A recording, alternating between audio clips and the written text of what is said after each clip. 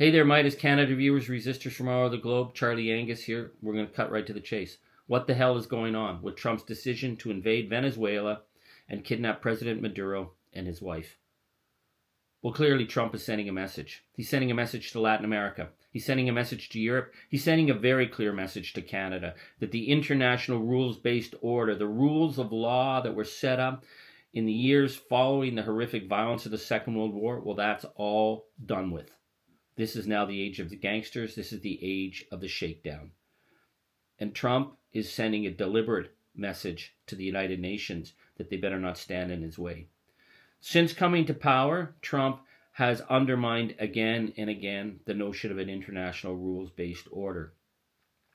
He's attacked the International Criminal Court for investigating the war crimes in Gaza. He's undermined international trade agreements that the United States has signed. He's undermined his allies again and again and again and threatened to attack NATO countries, Greenland, and erase the border of Canada through threat. He has sold the people of Ukraine out again and again while supporting the gangster invasion of Vladimir Putin. But with Venezuela, he's deliberately targeting the United Nations. What do I mean by that? Well, one of the principles of the United Nations is that no nation can invade another without bringing it first to the Security Council to justify why this invasion could go ahead. Now, we know the United States has invaded other countries in the last 80 years. The difference is, though, there was always at least some attempt to create an air of legitimacy. For example, Tonkin Gulf, when Johnson used that excuse to invade Vietnam. They went out of their way to try and prove that the Vietnamese had attacked American ships, thus justifying the invasion. It turned out later that that wasn't true, but they had gone out of their way to create a case.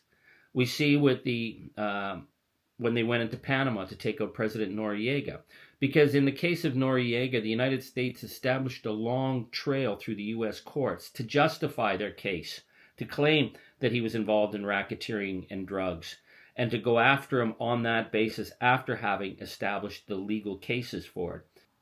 In terms of George W. Bush's invasion of Iraq, remember, they brought their case to the United Nations.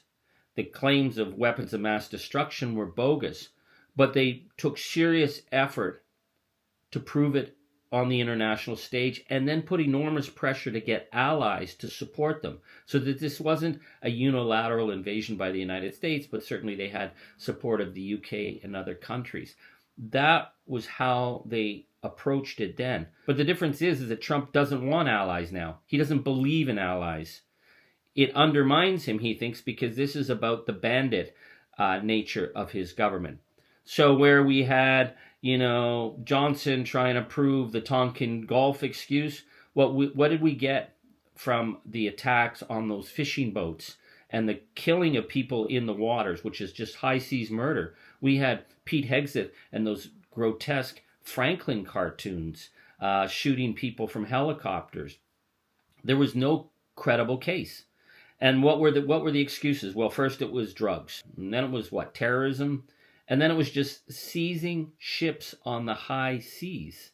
In fact, U.S. lawmakers were talking about authorizing American pirates to be able to just seize ships. This is bandit politics at an unprecedented level, and it's bandit politics by a nation that has nuclear weapons. The blockade was an act of war, and it had no legitimacy. I want to quote from David Crane, who was the founding chief prosecutor of the UN Special Court for Sierra Leone, and he writes about the blockade, and it certainly applies to what Trump has done now.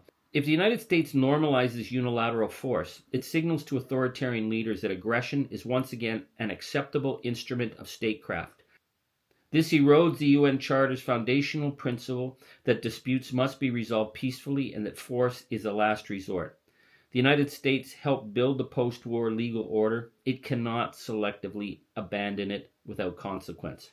Well, that's exactly what he's doing with this invasion.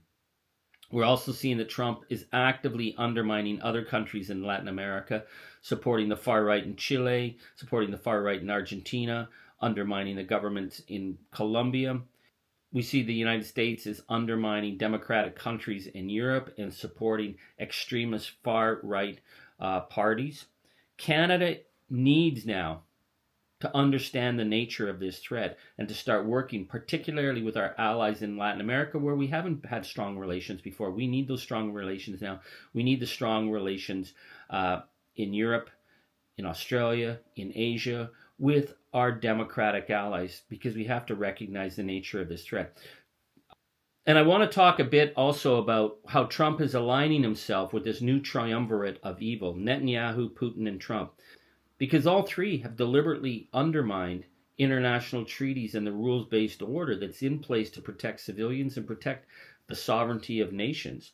You know, Anne Applebaum, in her book Autocracy, writes that when Putin invaded Ukraine, he flagrantly violated international norms and human rights laws. He made it clear that he was ripping that sense of obligation of nation to respect international law. He was just ripping that up. She writes, from the first days of the war, Putin and the Russian security elite ostentatiously demonstrated their disdain for the language of human rights, their disregard for the laws, their scorn for international law and for treaties they themselves had signed. They arrested public officials and civic leaders. They built torture chambers for civilians. They kidnapped thousands of children. They deliberately targeted emergency workers. Well, that was the exact same playbook used by Netanyahu in Gaza, because it became very clear after October 7th that Netanyahu was less interested in freeing the hostages and more focused on destroying the people of Gaza. And in doing so, his army engaged in flagrant violations of human rights and war crimes that were being documented as they happened. It was about undermining the UN. They targeted hospitals. They targeted aid workers. They threatened international agencies, killing international aid workers. They targeted journalists. All the fundamental principles that should apply in international law in terms of combat, Israel blew apart. And then, of course, there was the deliberate starvation of people and killing children at aid stations. I think what Netanyahu was doing was sending a message to the world, because he believed, and he believed correctly, that countries like the UK and Germany wouldn't stand up. And in failing to stand up, the West began to topple the order and the laws that we have so carefully crafted over the years. Because if it was okay for Netanyahu to do it, then it was okay for anyone to do it. So again, where does Canada stand right now? Well, Canada has an obligation to stand up for the international rule of law. We were there in the establishment of the UN. We were there with the establishment of the Statute of Rome. We were there in the establishment of the International Criminal Court. We have played the role again and again of peacemakers, of trying to negotiate. Our former Prime Minister Pearson won the Nobel Peace Prize, something that Donald Trump is never going to win, because he is a criminal. Canada has to stand up to the bandit state. And we also have to understand, they went after Venezuela claiming it was a source of drugs. Well, they claim that Canada is the fentanyl source for killing Americans, which we know is a lie.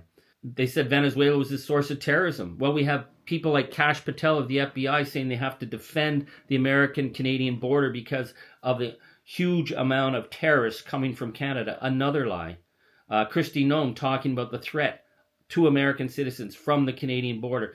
They are ramping up the language of blame against Canada in the same way they did Venezuela, and they now have announced that they are going to be controlling Venezuela's oil resources. And hey, we have Canada with a huge amount of oil resources, and we have a very small group of separatists in Alberta trying to undermine our nation. Folks, this is the play here. This is bandit politics. Canada has to be ready. The message being sent to us is that we have to build alliances as quickly as we can with other democratic countries. We have to get our civilian volunteer force in place. We have to send a message that Canada stands for the international rule of law. L'attaque contre Venezuela est une attaque contre le droit international. C'est la politique des gangsters. Trump, Netanyahu et Putin ont sapé les droits internationaux et ont menacé l'Amérique latine, le Greenland et Canada. Mes amis, nous devons être prêts au droit nouer des alliances et pour défendre notre frontière et notre pays. My friends, we have to be paying attention to what's happening at this time. We'll be updating you more as more information comes in. Thanks so much. We are kicking at that darkness. It's going to bleed daylight. Thank you, merci, and miigwech.